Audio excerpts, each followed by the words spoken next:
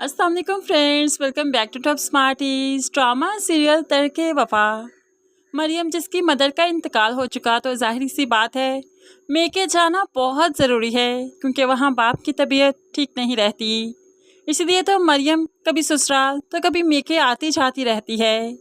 यहाँ गई तो बाप की तबीयत ठीक नहीं थी, तभी तो बाप ने तीनों बहन भाइयों को एक साथ बिठाया और कहने लगा, मैं चाहता हूँ तुम तीनों एक मुट्ठी की मानिंद रहो, कोई भी तुम लोगों को तोड़ ना सके, हमेशा एक साथ रहना। मरियम तो तड़प चाहती है। बाबा कैसी बातें कर रहे हैं आप तो ऐसी बातें कर रहे हैं जैसे दादो और अम्मी के बाद आप भी हमें छोड़ जाएंगे। हमें एक मुट्ठी की मानिंद आपने रखना है, आप हमें जोड़ कर रखेंगे तो हम साथ में रहेंगे ना। इसीलिए आपका साथ हमारे लिए बहुत ज़रूरी है। आप ऐसी मायूसी वाली बातें मत किया कीजिए। दूसरी तरफ फुफो जान को जो अब किचन में खड़ा होना पड़ता है तो छठी का दूध याद आ ही गया। अब तो पसीने से निढाल अपने बेटे के पास आती हैं। यहाँ इन्होंने तो मुझे नौकरानी ही समझ लिया, मैं सारे घर के काम करती हूँ, किसी को कोई एहसास ही नहीं। किचन में खड़े होना इतना आसान नहीं। पता नहीं जोहरा किस तरह से सब कुछ मैनेज कर रही थी। यहाँ पर आसिफ नहीं चाहता कि कोई भी बदमज़गी हो।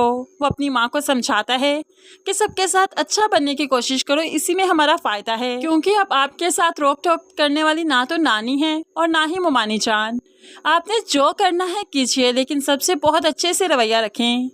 यहाँ पर आसिफ यही चाहता है कि सबके साथ अच्छी तरीके से रहा जाए, ताकि अनीला का सौंपा हुआ काम आसिफ अच्छी तरह से जल्दी पूरा कर सके। और वह मुमकिन ही नहीं जब किसी के साथ लड़ाई झगड़ा हो जाए। मरियम के दिल में जगह बनाना इतनी आसान नहीं। यहाँ पर मरियम और हया को भी आसिफ का बदला हुआ रवैया काफ़ी खटक रहा है। तभी तो मरियम मुस्कुराते हुए बहन से कहने लगे, ये आसिफ भाई को क्या हो गया? इनका ये रवैया मुझसे हजम नहीं हो रहा। इतना अच्छा बनने का ड्रामा, उफ, ये पता नहीं क्या करना चाहते हैं। दोनों बहनें मुस्कुरा देती हैं। लेकिन अब मरियम को ससुराल वापस आना है, तो मरियम के आने से पहले ही अनिला भाई के कान भर चुकी है। ये मरियम का क्या मसला है, एक जगह पर टांग लगाकर क्यों नहीं बैठ सकती? कभी ससुराल तो कभी मेके।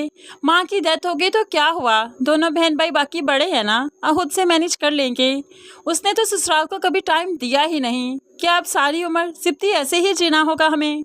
सिप्तैन को काफ़ी भड़का दिया। तभी तो जब मरियम आई, सिप्तैन काफ़ी गुस्से में उसका वेट कर रहा था। आते ही उस पर भड़क उठा, क्या चाहती हो मरियम तुम? कभी यहाँ कभी वहाँ, क्या एक जगह टिककर नहीं बैठ सकती? मेके के साथ साथ ससुराल वालों की जिम्मेदारियाँ भी हैं तुम पर। तुम अकेली बहू हो, एक वाहिद उनकी भाभी हो, तुम्ही से सारी एक्सपेक्टेशंस है ना। ये घर तुम्हारा है, तुम्ही ने संभालना है।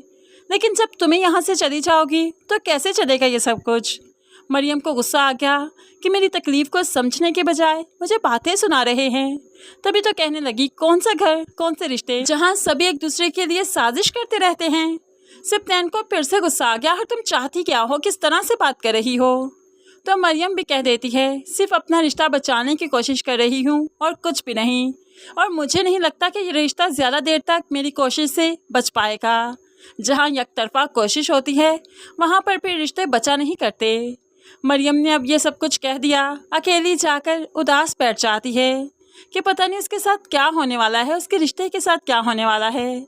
सिप्तैन भी तो काफ़ी उदास हो गया कि मरियम ने आखिर ये बातें क्यों की।